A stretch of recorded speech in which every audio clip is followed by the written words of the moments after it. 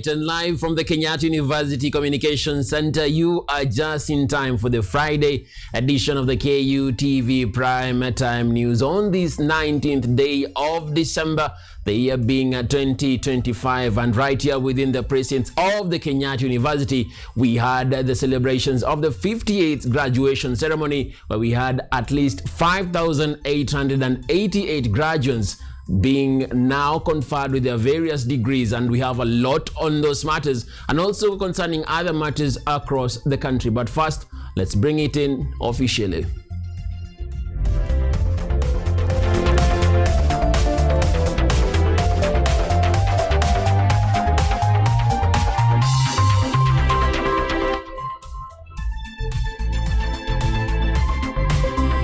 Alright, my good name is Emmanuel Kutosi, and with me in the sign language interpretation is Francis Okinyi. Now, Education Cabinet Secretary Julius Migos Ogamba has reiterated the government's commitment to supporting the education sector to safeguard quality and stability in universities. He was speaking at the Kenyatta University during the institution's 58th graduation ceremony. During his address, the CES commended the university's top ranking, while he challenged the university administration to keep up the education quality, even as universities expect to start receiving their first CBC cohort in 2029. Addressing thousands of graduates at Kenyatta University, Education Cabinet Secretary Julius Migos Ogamba assured that the government remains committed to strengthening the education sector to ensure sustained quality and relevance. The CS commended Kenyatta University for its strong academic performance while challenging the institution to intensify preparations for the competency-based curriculum transition, as the first cohort of CBC learners is expected to join universities from 2029. Ogamba said he expects Kenyatta University to maintain its leadership role in higher education as the country transitions to the new curriculum. I look to Kenyatta University as a recognized trailblazer, a market leader in education, to set the standard. The university's demonstrated commitment to adapting its curriculum and embracing digital pedagogy must now be accelerated to ensure a seamless transition. You must lead the way in curriculum alignment, infrastructure scaling, and faculty retooling. This university has the history and human capital to manage this transition successfully and to demonstrate to the nation how a modern university integrates primary and secondary school reforms into a world-class higher education. You must and can be the benchmark. The Education CX further urged universities to adopt more sustainable operational models by diversifying income streams through research, innovation, and other self-sustaining activities instead of relying solely on government funding. Our universities must embrace radical transformation towards financial competitiveness and sustainability. The exchequer cannot continue to bear the entire weight of the university sector. We must move away from a culture of dependence towards innovation in revenue generation, leveraging the very digital tools that we are talking about. While addressing the recent lecturers and staff industrial strike that disrupted the first semester of the 2025-2026 academic year, Ogamba noted that the standoff did not just cost the country financial resources, but time was also wasted. As a country, we have listened, we have engaged, and we have now established a clear path forward. The outstanding arrears from the 2017-2021 collective bargaining agreement are now being settled as agreed. The first installment of the 7.7 billion of 3.8, which was due to be settled by the 31st of December 2025, has already been paid. While we appreciate the members of staff for standing up for what is owed to them, we also would like to thank the government, represented here by the CS Education, His Honorable Julius Ogamba, for successfully negotiating with the staff unions to reach an amicable solution. We assure the government, the unions, and the staff at large that the Council is committed to implementing the negotiated salary increase once the money is made available. The University Chancellor, Ambassador Dr. Francis Muthaura, while congratulating the graduates, noted that given the significant investment the country has made in their education, this marks a lifetime opportunity for them to step up and give back to the nation for the benefit of future generations. Kenya is a part of the global community, so we should not always feel that we are contented because we are number one in Kenya. And globally, what is our ranking? So it's only us, all of us, who can make a difference. Kenyatta University has expanded their digital capacity, strengthened their research output, and deepened partnerships that place our scholars at the heart of national development. Yvonne Kemuma, KUTV. From the halls of power to the halls of academia, Kakamega Governor Fernandez Baraza and Kiharu Member of Parliament Ndindi Nyoro traded political titles for academic gowns at Kenyatta University's 58th graduation ceremony, using the milestone moment to issue bold call for increased government investment in education. A vibrant display of academic regalia, proud families and celebratory cheers filled Kenyatta University as approximately 5,800 graduates marked the culmination of years of study. Among them was Kakamega Governor Fernandez Baraza, who joined the ceremony as a scholar, proudly earning himself a doctorate philosophy in public policy and administration. It has really been a journey. I started my PhD in 2020 when I was the CEO of Ketraco, and I'm proud today that I'm graduating. And this is a result of resilience, commitment, and determination. Despite the earlier setbacks that had shaken the relationship between the government and academia, Baraza lauded the Kenyatta University's dedication to providing an enabling academic environment for its students. Graduates of Kenyatta University, they have indeed been given what it takes, because we've had a nexus between the industry, academia, and government. So these graduates are very resilient, and I want to call upon our employers to consider graduates from Kenyatta University. I know we have a big challenge on employment, but because these graduates have been tailored for the market through their resilience and hard work, and I'm one of the ambassadors of the alma mater of Kenyatta University, I present my colleagues, class of 2025, as people can add value in your respective industries. Meanwhile, Kiharu Member of Parliament Ndindi Nyoro, also a graduate on this monumental day with a master's in economics, said that his economic course was driven by the principle of good governance, particularly in supporting the nation's economic growth. Nyoro used his platform to advocate for more governmental support in addressing the challenges currently facing the education sector, particularly with the transition of the students from grade 9. I felt it is important for a person who has responsibility to make decisions on behalf of other Kenyans, that it is important to also refine what we know, so that the decisions we make continue to be decisions that are refined and that are making advancement to the people of Kenya and especially to our economy. There is zero preparedness for the transition from the government side. The effort you are making is through NGCDF as members of parliament.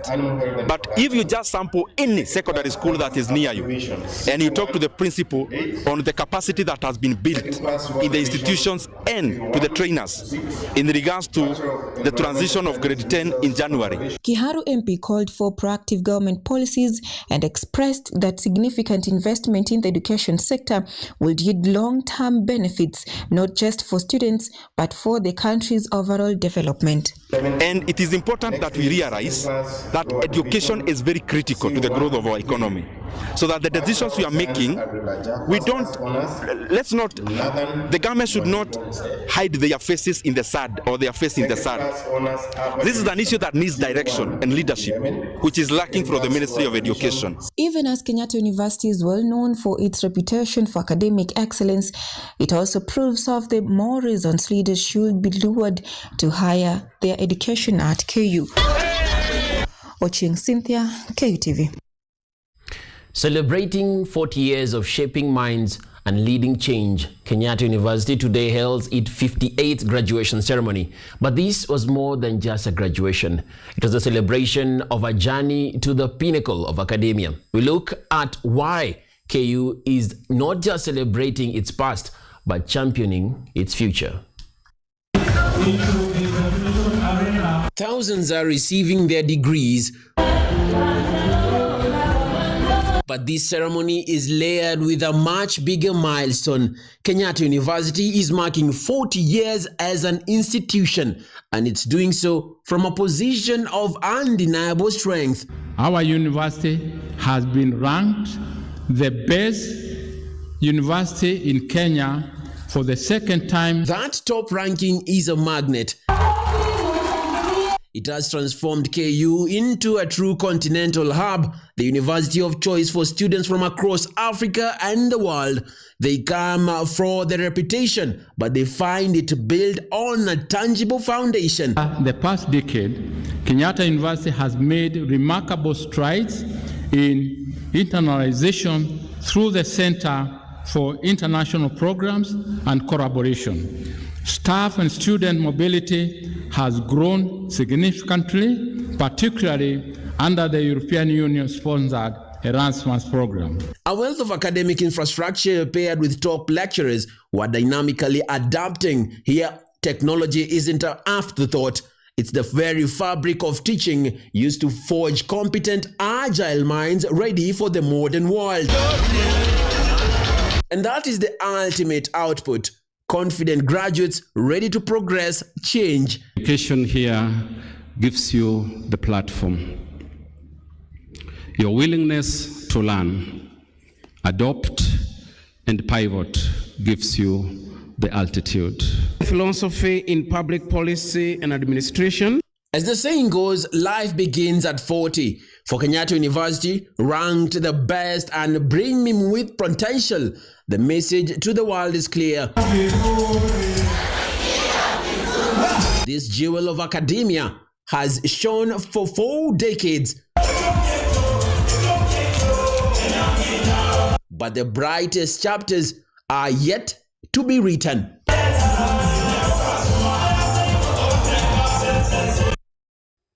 Now, graduates with disabilities today share their journey to graduation, expressing gratitude to Kenyatta University for giving them an opportunity to excel academically. They say the challenges they faced motivated them to continue with their academic journey. Listen in. They say that in the world there are many things that may seem impossible, but there are also many that are achievable. For persons living with disabilities or health challenges, graduation day at Kenyatta University was not an ordinary one, as the obstacles they faced did not deter them from pursuing quality education from a leading institution.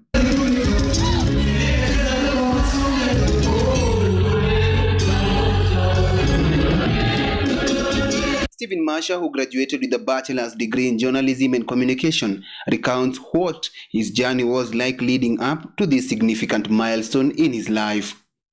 It's an honor even to graduate from this university with second-class honors, upper division. Not so many people, with a situation like mine will be able to achieve that. I was a student with disability, and juggling around the university, the company is so vast. So moving from one place to another, sometimes it was really difficult. Yes, we have the vehicles that are designated to help students with disability, but sometimes the number of students with disability is so big, so sometimes we could miss that Maruti or that vehicle. So it was a real challenge to navigate around, but we thank God we managed. Masha also called on the government to improve the job market by fully implementing laws that protect the rights of persons living with disabilities.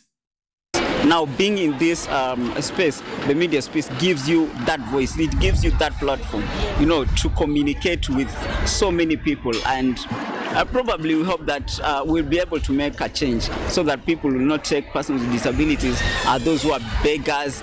You know, they should be able to know that there are people out here who can get into class, you know, study and get out in the job market and compete.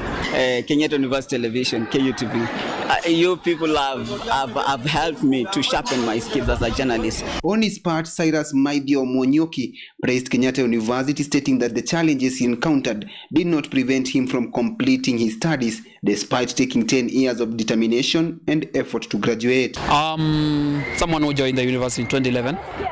In your mathematics, that tells you that I'm supposed to graduate 2015, right? But now here we are 2025, 10 years later.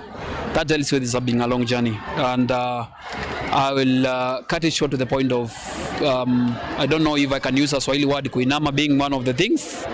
And number two, for me, just before the fourth year, something happened and I left to go to look for money. Because, you know, yes, you're a student, you want the degree, but again, you have to live. According to him, the success he is celebrating today is as a result of hard work, perseverance, and support from Kenyatta University. You know, for someone like me who was a PWDs, there are a lot of challenges you go through back in your lifetime, especially when you're a kid. And some of the challenges, the only way to overcome them is by education. Because when you're learned, it gives you a way to handle a few things and maybe to walk in and out of offices. Anne Tirari Mudhoni, a graduate with a bachelor's degree in special needs education, narrates her journey to this day, which she describes as just the beginning of a new chapter in her life. Bit tough, but I thank God I managed, because sometimes you have to go through several challenges such as discrimination from others, especially the time you are joining. You find some people are not understanding you, they just run when they meet you, and by the time they come to adapt with you, it is a bit late. The completion of this important day gives the graduates an opportunity to encounter the job market with the hope of securing employment in the current environment where many graduates are competing for limited job opportunities. Edward Nyamu, KUTV.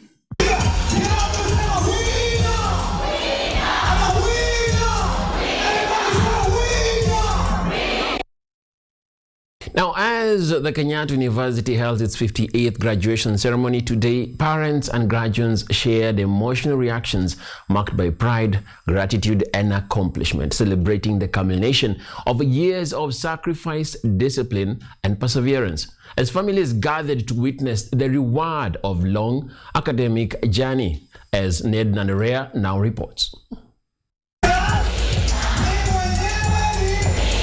Kenyatta University held its graduation ceremony today with graduates, parents, and university officials sharing moments of pride and celebration. The event highlighted years of hard work, perseverance, and achievement as students marked the completion of their academic journeys. Nimekuja kushuhudia graduation ya kijana yangu mdogo ambaye kwa sasa hii nangojea tu asome jina. Ngoje mtu alight your lamp. Light it and let it start burning. Ukingoja mtu light your lamp yako, ata light very late na itakaa na utangojea na utaiona.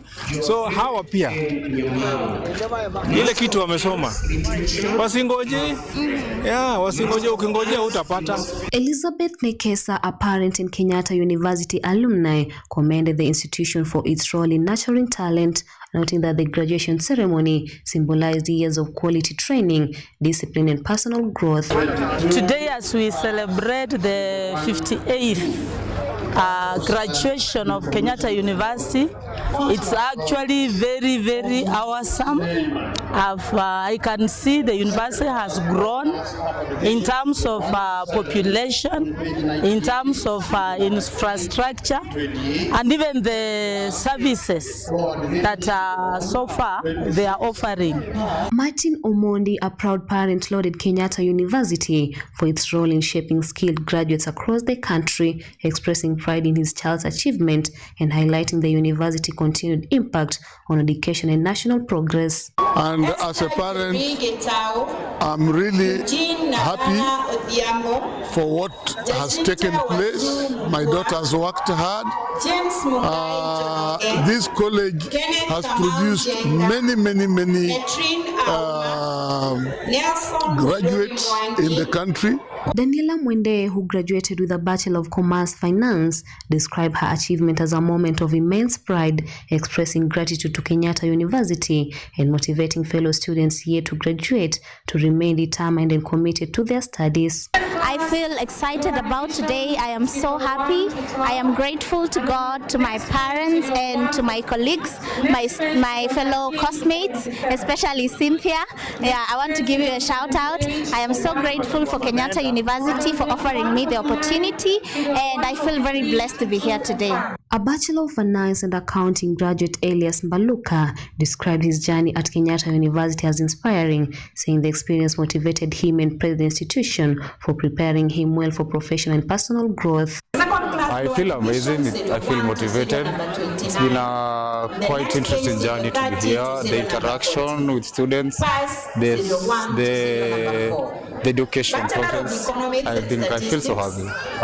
Dhuku Samuel Karanja, president of Kenyatta University, expressed his happiness and pride in the graduates, commending their hard work and perseverance, while congratulating its students on reaching this important milestone in their academic journey. I'm delighted to be here today, the 58th ceremony of 58th graduation of Kenyatta University, also celebrating Kenyatta University at 40 years old. It's a very proud moment for us. It's the top and the premium university in Kenya, and we are very happy to be here. We'd like to congratulate all of them, all the graduates, the 5,883 of them, for this great milestone in their lives.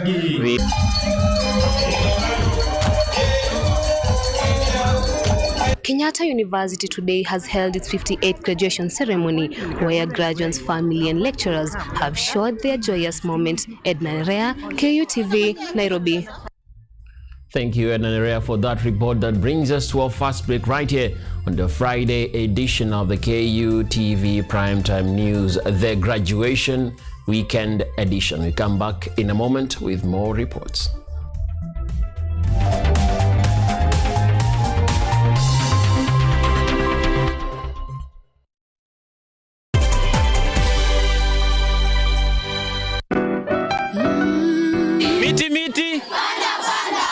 Panda. Our planet's future is in our hands. However, there is a threat to the brightness of this tomorrow. On Earth Check, we share the challenges, the solutions, and the hope. I would call this a very momentous day, a very critical day. Every episode, every story, every step we take creates a ripple. Join me, the environmentalist Emmanuel Kutosi, on KUTV every Wednesday at 8 p.m. and be part of Action. Welcome.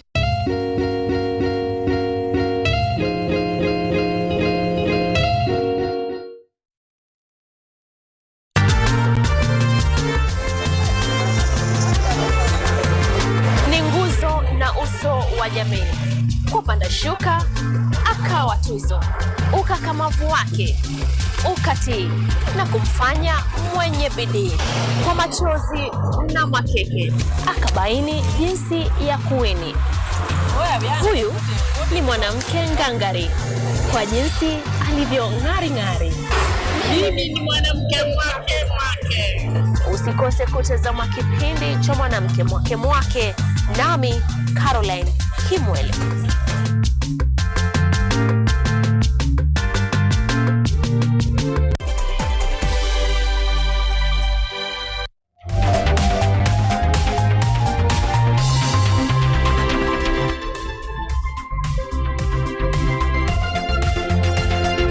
Welcome Welcome back to the Friday edition of the KUTV Prime Time News. And for sure, we do invite your sentiments, particularly concerning the 50th graduation right here within the Kenyatta University. Your sentiments, your messages are very much welcome through our social media platforms at KUTV Kenya on Facebook and KUTV_Kenya on the X platform. Give us a tag.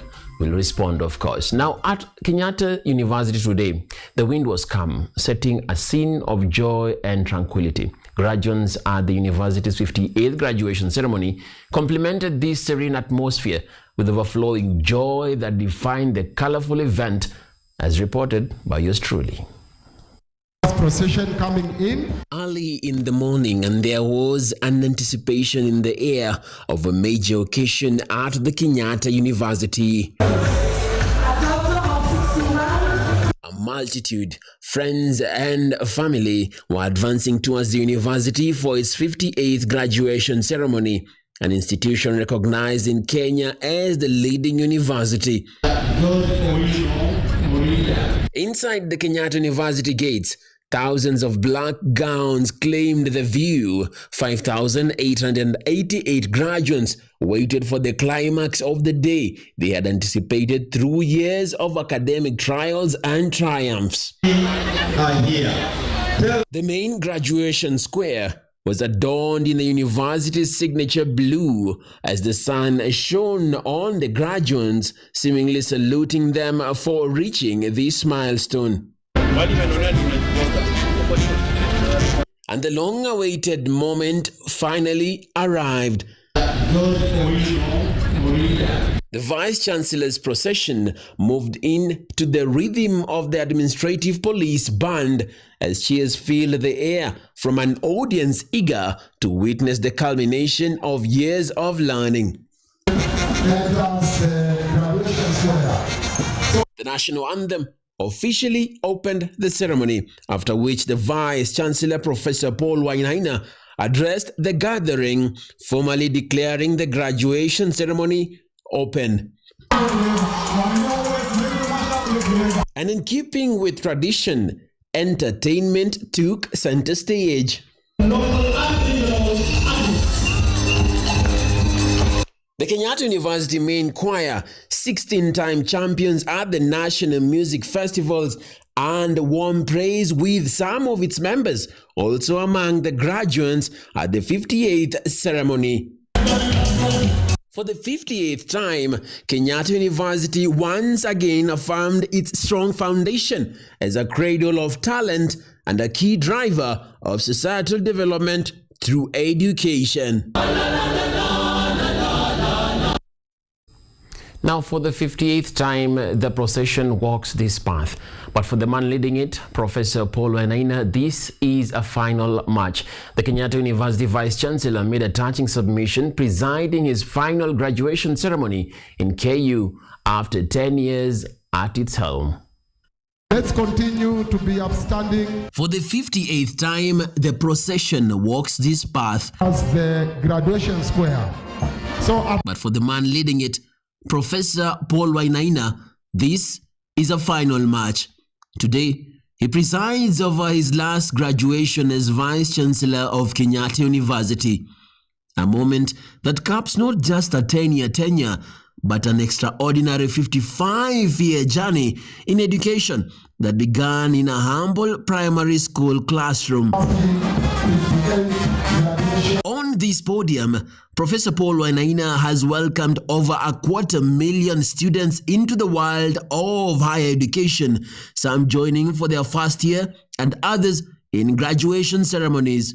What is going to follow can only be actually higher than where we are. As I prepare to pass the baton, I do so with great optimism and confidence in the future of this university. This September, KU admitted one of Kenya's largest freshman classes, over 10,000 government-sponsored students.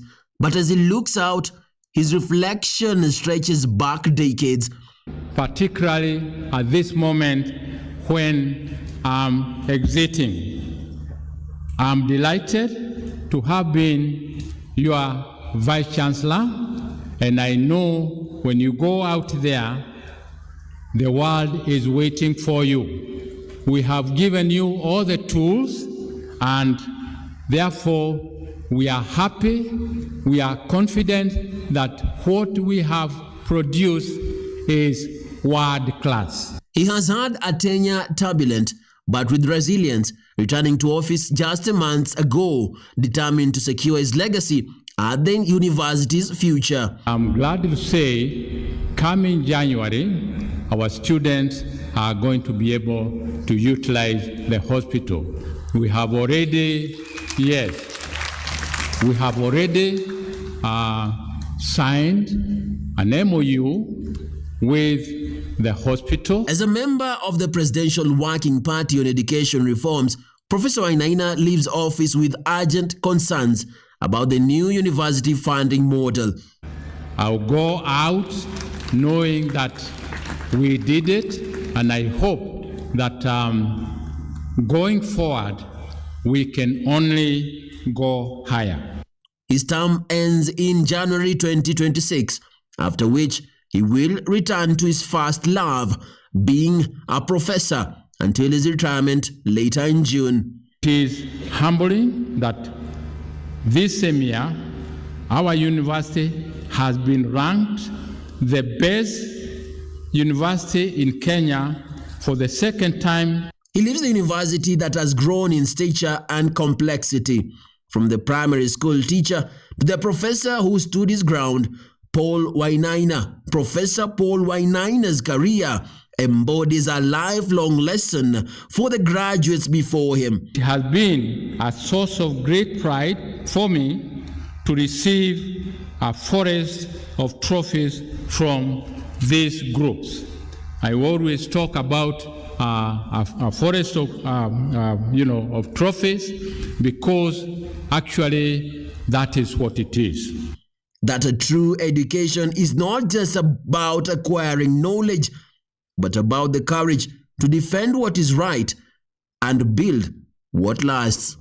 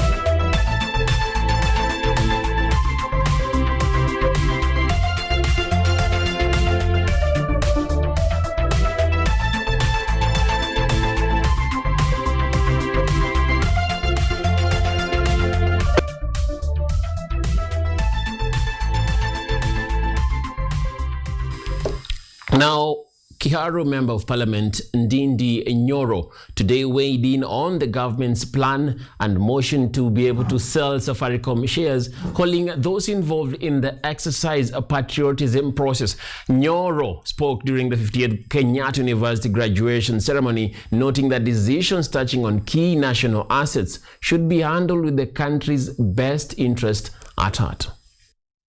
I continue to request every person who is involved with the sale of government or GOK stake in Safaricom to be patriotic. And I'm calling upon the people in the National Treasury, if they feel they have deficiencies in negotiating a better deal for Kenyans, they better pave way for other Kenyans who can do it. Just look at the transaction that recently actually happened this week in Kenya. We are selling the government stake, and we are talking about market price. Market price. And I've been saying you cannot value a listed company necessarily based on the market price. And I think That view of Kenya's has been vindicated even by the transaction that is currently happening of DIGO sharing their stake of EABL to the Japanese company, where the share price was 252 shillings, but by the announcement of the deal, the buyers are actually buying the share at 590 shillings per share, meaning they are buying that share at 135% over and above how it was trading in the market. That is how transactions are structured, where you negotiate the best deal on the side you are on. But the people in the government, they are negotiating for the buyers. You can't negotiate for the buyers. You should negotiate for the sellers, who are the people of Kenya. All right, and on that note, we wrap it up for the Friday edition of the KUTV Prime Time News. Thank you for your valuable viewing, and also a big thank you to the whole team involved in the production of tonight's broadcast. From me, Emmanuel Kutosi, and Francis Okinyi in the sign language interpretation, it's good night, sweet dreams, and celebrate wisely.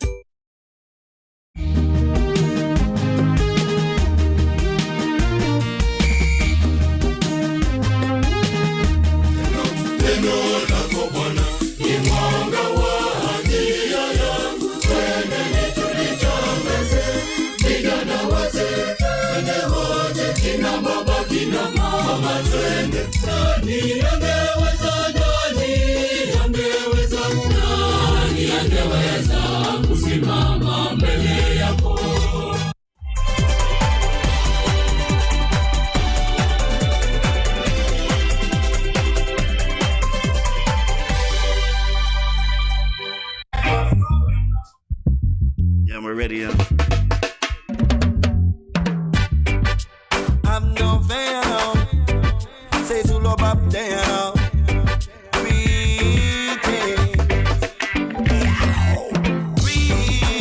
Greetings from China, China. Seen a be live up. Everything nice in a China, man. Greetings from China, China. Seen a be live up. Everything blessed in a China, man. This is all about me, power back once again. Represent for peace over love till the end. Have you done the road, have you link on the rhythm. General use is the killer, we don't give them all lasers. Shock them off like a taser. Sound man sharp like a razor. Lyrics must fit like a blazer. Greetings from China, China. Seen a be live up. Everything nice in a China, man.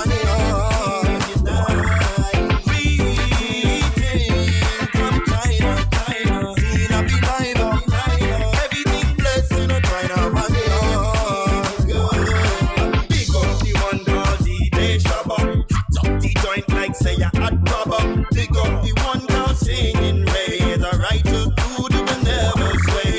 Pick up the one girl General Youth, him bring the biting all of me tune. Pick up the done that them can flow. Pick up me people the world if you know. Want to me send to the West Indies. Pick up yourself Miss Lisa Lee. Pick up the one that them call Kyle B. Top shutter sound and me ready new tea. Pick up CT and the one YB. Big up me father and me mother Angie. Big up me friend and me whole family. Love you, support, thanks for the increase. Greetings from China, China. Seen a be live up. Everything nice in a China, man. Greetings from China, China. Seen a be live up. Everything blessed in a China, man. Bless, yes. Since I grew up on me power back once again. Took a little time to bake up the bed. Now we dash a fire.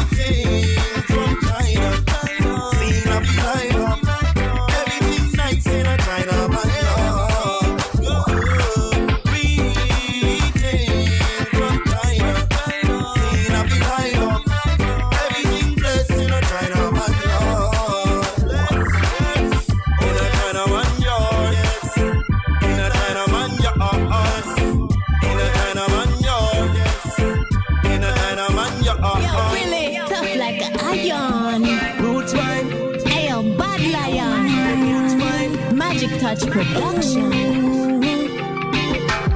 Giving the roots line to the baseline. Put your hand on my waistline. Do not waste time. I real thinking, you know, say I no face time. Cause when it pop up, you walk a be mine. Roots line to the baseline. Put your hand on my waistline. Do not waste time.